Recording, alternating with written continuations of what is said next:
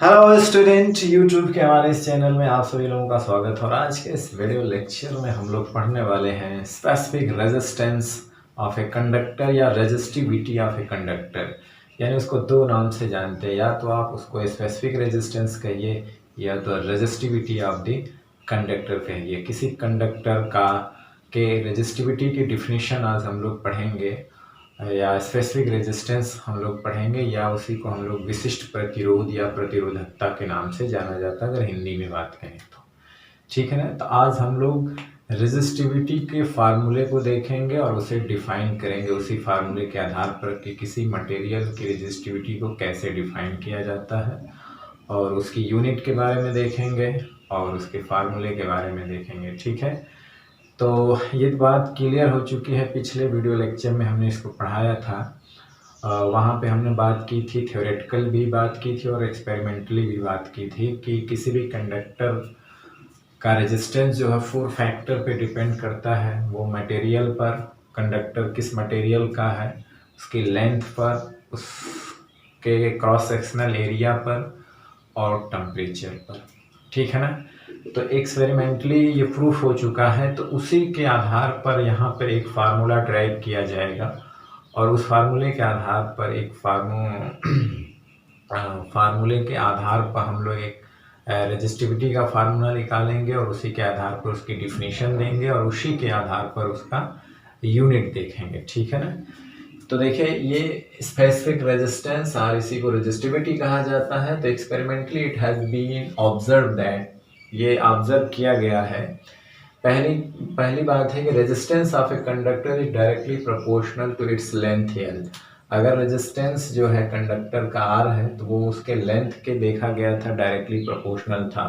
यानी कंडक्टर के लेंथ को बढ़ाते थे तो उसका रेजिस्टेंस भी उसी रेशियो में बढ़ जाता था। दूसरी क्या बात थी कि resistance of a conductor is inversely proportional to its cross sectional area A. मान लेते हैं उसकी क्रॉस सेक्शनल एरिया ए है तो इनवर्सली प्रोपोर्शनल होता था। अब 1-2 क्वेश्चन को हम कंबाइन करेंगे, यानी इनको एक साथ लाएंगे। Combining the above equation 1 and 2 we get R proportional L और inversely proportional to A. R इसी को लिख सकते हैं R equal to rho L upon A. अब यहाँ पे एक रो क्वांटिटी आती है, रो, जो कि कांस्टेंट है किसी मटेरियल के लिए। जैसे हमने वहाँ पे देखा था कि ओम्स लॉ में रेजिस्टेंस आर आया था कैपिटल कांस्टेंट, तो उस कंडक्टर के लिए वो कांस्टेंट था। ठीक है ना। अगर उसकी लेंथ और सेक्शनल एरिया ना बदली है तो यहाँ पे रो जो है, जैसे हम प्रोपोर्शनलिटी का निशान हटाते हैं कांस्टेंट आता है। तो यहाँ पे जो कांस्टेंट आया जिसको हम लोग रो पढ़ते हैं, और रो क्या है, एक प्रोपोर्शनैलिटी कांस्टेंट है, where rho is a constant of proportionality. ठीक है ना। एक कांस्टेंट है किसी मटेरियल के लिए, इसका मान स्थिर होता है and is called the specific resistance और रेजिस्टिविटी ऑफ द कंडक्टर। और इसी रो को हम लोग specific resistance of a material conductor कहते हैं या रेजिस्टिविटी ऑफ ए कंडक्टर कहते हैं, यानी कि विशिष्ट प्रतिरोध या प्रतिरोधकता कहा जाता है। ठीक है ना। तो ये रो जो है उस मटेरियल का जिसमें हम ये चीज़ निकाले हैं, उस मटेरियल का जो कंडक्टर बना हुआ है उसके लेंथ पर, और जिस मटेरियल का कंडक्टर बना हुआ है उसके क्रॉस सेक्शनल एरिया पे हमने देखा रेजिस्टेंस किस प्रकार डिपेंड करता है। उन दोनों कंबाइन करने पे ये चीज़ आया, और प्रोपोर्शनैलिटी जो प्रोपोर्शनैलिटी हटाने पे कांस्टेंट लिया जाता है, वो कांस्टेंट इंडिकेट करता है स्पेसिफिक रेजिस्टेंस और रेजिस्टिविटी ऑफ द कंडक्टर। ठीक है ना। तो जब इसके आगे विशिष्ट लग गया, जिसका मतलब है कि ये मटेरियल का एक विशेष गुण होता है जो मटेरियल पर ही डिपेंड करता है और अलग अलग मटेरियल के लिए इसका मान अलग अलग होता है। ठीक है ना। तो यहाँ लिखा हुआ है कि resistivity depends on the nature of the material of the conductor and also on temperature. It is different for different material. तो ये मटेरियल का एक कैरेक्टरिस्टिक प्रॉपर्टी होता है, स्पेसिफिक रेजिस्टेंस का है, मटेरियल की कैरेक्टरिस्टिक प्रॉपर्टी होती है, अभिलाक्षणिक गुण होता है, एक विशिष्ट गुण होता है जो मटेरियल के चेंज होने पर बदल जाता है। ठीक है ना। और ये टेम्परेचर पे भी डिपेंड करता है, टेम्परेचर के साथ इसका मान घटता बढ़ता है और हर मटेरियल का ये अलग अलग होता है। तो ये मटेरियल का एक विशिष्ट गुण होता है, नेचर होता है, हर मटेरियल का अपना अलग अलग होता है। लेकिन एक चीज़ यहाँ पे दिमाग में बैठानी होगी कि अगर किसी कंडक्टर की लेंथ बदल दें, विशेष प्रतिरोध का कहने का मतलब ये है रो का, कि किसी अगर कंडक्टर मटेरियल का कंडक्टर है उसकी लेंथ बदल दें, क्रॉस सेक्शनल एरिया बदल दें, तो अगर हम किसी कंडक्टर का लेंथ चेंज कर दें या उसकी क्रॉस सेक्शनल एरिया यानी कि उसकी थिकनेस कम या ज़्यादा कर दें, तो उसका रेजिस्टेंस चेंज होता है, लेकिन उस मटेरियल का जो स्पेसिफिक रेजिस्टेंस होता है यानी रेजिस्टिविटी होती है वो चेंज नहीं होता है। ठीक है ना। तो इसीलिए जो स्पेसिफिक रेजिस्टेंस होता है, रेजिस्टिविटी, वो मटेरियल का जो है एक करेक्टरिस्टिक प्रॉपर्टी होता है।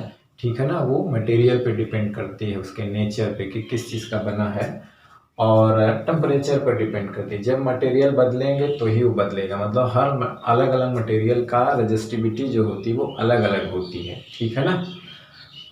हर मटेरियल का रेजिस्टिविटी क्या होती है, अलग अलग होती है। ठीक है ना। यहाँ पे लिखा है it is different for different material.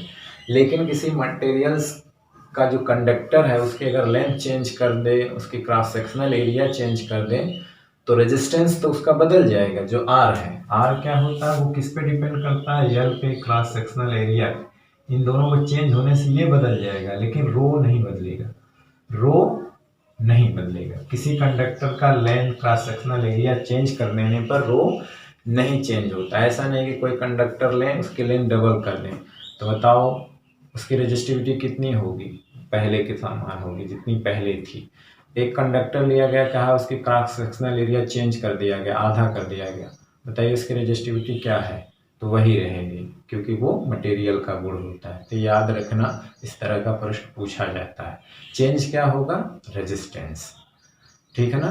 Resistivity तभी चेंज होगी जब मटेरियल चेंज होगा। ठीक। तो इस तरह से एक फार्मूला आर बराबर रो एल अपान ए आया। अब हम इसी फार्मूले की सहायता से दो चीज निकालें। अब इसी फार्मूले की सहायता से रो की डिफिनीशन और रो की यूनिट पता करेंगे। ठीक है ना। चलिए, जो अभी इक्वेशन हमने प्राप्त किया है, अभी जस्ट जो हमने प्राप्त किया है, तो उससे स्पेसिफिक रेजिस्टेंस को या रेजिस्टिविटी ऑफ मटेरियल जो है, जो उसको हमने रो से रिप्रेजेंट किया था, वो कांस्टेंट होता है मटेरियल के लिए, उसको डिफाइन कैसे करते हैं, तो जो हमारा रिलेशन आया उसी के माध्यम से करते हैं। तो हमारा इक्वेशन क्या आया था, R equal to rho L upon A. तो स्पेसिफिक रेजिस्टेंस ये होता है, तो स्पेसिफिक रेजिस्टेंस इक्वल टू क्या हो जाएगा, आर ए अपान एल। अगर इसमें हम L को 1 मीटर ले लें और A को 1 ले लें, यानी ये 1 मीटर स्क्वायर हो जाए, ये 1 मीटर हो जाए, L इक्वल टू 1 मीटर और A equal to 1 metre square, क्योंकि एरिया की यूनिट स्क्वायर होती है और लेंथ की यूनिट मीटर होती है। तो जब ये दोनों एकांक हो जाएंगे तो रो इक्वल टू क्या हो जाएगा, R। इसका मतलब है कि कोई मटेरियल है, इसका मतलब हम कोई अगर मटेरियल लेते हैं, जिससे कोई कंडक्टर बनाते हैं, जैसे हमने कॉपर मटेरियल लिया, उससे एक वायर बनाया, कॉपर मटेरियल लिया, उससे हमने एक क्या बनाया, वायर। और अगर वायर हम ऐसा लेते हैं कि उसकी लेंथ 1 मीटर हो और उसकी जो क्रॉस सेक्शनल एरिया होती है, असल में यहाँ कंडक्टर की जगह हम वायर की बात करें, जैसे ये L बराबर 1 मीटर लेंथ का हमने वायर ले लिया और इसकी जो क्रॉस सेक्शनल एरिया है, सपोज करिए ये 1 मीटर स्क्वायर ले लिया। वायर क्या होता है, एक तरह से सिलेंडर होता है। तो अगर 1 मीटर लंबा वायर ले लिया किसी मटेरियल का और उसकी क्रॉस सेक्शन एरिया 1 मीटर ले लिया, तो किसी मटेरियल का जो रेजिस्टिविटी होता है, उस मटेरियल से बने 1 मीटर लंबे तार और 1 मीटर क्रॉस सेक्शनल एरिया वाला जो तार होता है, उसका जो रेजिस्टेंस होता है वो ही उस मटेरियल के स्पेसिफिक रेजिस्टेंस के बराबर होता है। ठीक है ना। जैसे हमने कहा ना कि कॉपर मटेरियल है, उससे हमने एक वायर लिया, वायर कितना लंबा लिया, 1 मीटर लंबा लिया और उसकी क्रॉस सेक्शनल एरिया कितनी ली, 1, length 1 metre, cross sectional area 1 metre square. तो उस वायर का जो रेजिस्टेंस होगा, उस वायर का जो रेजिस्टेंस होगा वही उस मटेरियल के स्पेसिफिक रेजिस्टेंस के बराबर होगा। ठीक है ना। उस मटेरियल के स्पेसिफिक रेजिस्टेंस के बराबर होगा, लेकिन शर्त क्या है कि वायर की लेंथ 1 मीटर होनी चाहिए और उसकी cross sectional area 1 metre square होनी चाहिए। अगर उस क्रॉस सेक्शनल एरिया के परपेंडिकुलर अगर करंट फ्लो होगी तो करंट जो फ्लो होगी तो उसको जो रेजिस्टेंस ऑफर होगा वही रेजिस्टेंस जो होता है, या तो आप उसको स्पेसिफिक रेजिस्टेंस कहिए या तो वो रेजिस्टेंस, यानी कि जो रेजिस्टेंस वो ऑफर करेगा वायर वही स्पेसिफिक रेजिस्टेंस के बराबर होगा या रेजिस्टिविटी के बराबर होगा। ठीक है ना। तो यहाँ पर वही लिखा है 10 specific resistance of a material is the resistance of a wire, wire किसी मटेरियल का बना है ना, ऑफ दैट मटेरियल, यानी कि कोई मटेरियल है उसका एक वायर के रेजिस्टेंस के बराबर होता है। Specific resistance of a material is the resistance of a wire of that material of unit length and unit area of cross section. किसी मटेरियल का जो स्पेसिफिक रेजिस्टेंस, किसी मटेरियल का स्पेसिफिक रेजिस्टेंस उस मटेरियल से बने 1 मीटर लंबे 1 वर्ग मीटर क्रॉस सेक्शनल एरिया वाले तार के रेजिस्टेंस के बराबर होता है। तार के रेजिस्टेंस के बराबर होता है। देखिए रेजिस्टेंस, लेकिन शर्त क्या है कि उस मटेरियल का जो वायर लेंगे उसकी लेंथ 1 मीटर होगी और cross sectional area 1 square metre होगी। ठीक है ना। तो वो जो रेजिस्टेंस ऑफर करेगा वो मटेरियल के स्पेसिफिक रेजिस्टेंस के बराबर होगा। अगर इससे करंट होके फ्लो होगी, मान लीजिए अगर इससे करंट फ्लो हो रही है तो ये इस वक्त जो रेजिस्टेंस ऑफर करेगा वही जो है इस मटेरियल, जिस मटेरियल का ये बना है उसके स्पेसिफिक रेजिस्टेंस के बराबर होगा। उसी तरह से क्यूब की अगर बात करें, यहाँ पे लिखा है कि specific resistance of a material is the resistance between the opposite faces of unit cube of that material. Unit cube of that material का मतलब एक क्यूब लेते हैं जिसकी हर साइड 1 मीटर लेंथ की होती है। देखिए 1 1 1, तो इसका जो सामने वाले फेस का एरिया क्या हो जाएगा 1 मीटर स्क्वायर में, 1 गुणे 1 मतलब 1 मीटर स्क्वायर और लेंथ 1 है।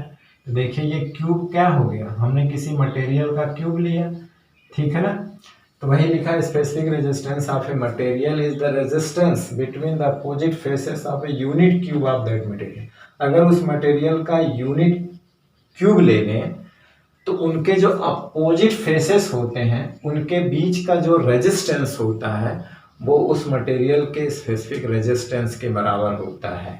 अगर इसमें कोई करंट फ्लो होगी परपेंडिकुलर टू, मतलब इस क्रॉस सेक्शनल एरिया के परपेंडिकुलर अगर कोई करंट फ्लो होगी तो उस करंट पे जो रेजिस्टेंस ऑफर करेगा ये क्यूब, जो रेजिस्टेंस ऑफर करेगा ये क्यूब, वही रेजिस्टेंस जो होता है इस जिस मटेरियल का ये बना होता है उसके स्पेसिफिक रेजिस्टेंस के बराबर होगा। ठीक है ना।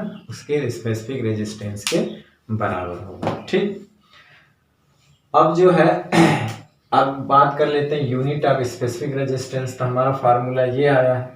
तो रो की यूनिट का मतलब होता है आर की यूनिट गुणे 1 यूनिट बटे एल की यूनिट। तो unit of rho equal to unit of R into unit of A upon unit of L. तो आर की यूनिट ओम, ए की यूनिट मीटर स्क्वायर, एल की मीटर, मीटर मीटर कट गया तो ohm metre. इस प्रकार से the unit of specific resistance is ohm metre. Ohm को इस तरह ओमेगा से और मीटर को इस तरह से दिखाते हैं। ठीक है ना। तो ये था आज हम लोगों ने जाना स्पेसिफिक रेजिस्टेंस के बारे में जो किसी मटेरियल का गुण होता है। ठीक है ना। अगर मटेरियल की लेंथ और क्रॉस सेक्शनल एरिया बदल दी जाए तो भी इसका स्पेसिफिक रेजिस्टेंस नहीं बदलता है क्योंकि वो उसका कैरेक्टरिस्टिक प्रॉपर्टी होता है। हाँ, उसका रेजिस्टेंस बदल जाएगा लेकिन स्पेसिफिक रेजिस्टेंस नहीं बदलता। तो आज हम लोगों ने एक रिलेशन, स्पेसिफिक रेजिस्टेंस का एक रिलेशन प्राप्त किया, उसकी सहायता से उसकी यूनिट प्राप्त की, उसकी डिफिनेशन देखा। ठीक है ना। और आज का वीडियो लेक्चर हम यहीं समाप्त करते हैं और नेक्स्ट वीडियो लेक्चर में आपसे फिर मिलते हैं। तब तक पढ़ाई करते रहिए, पढ़ते रहिए। All the very best. Thank you very much.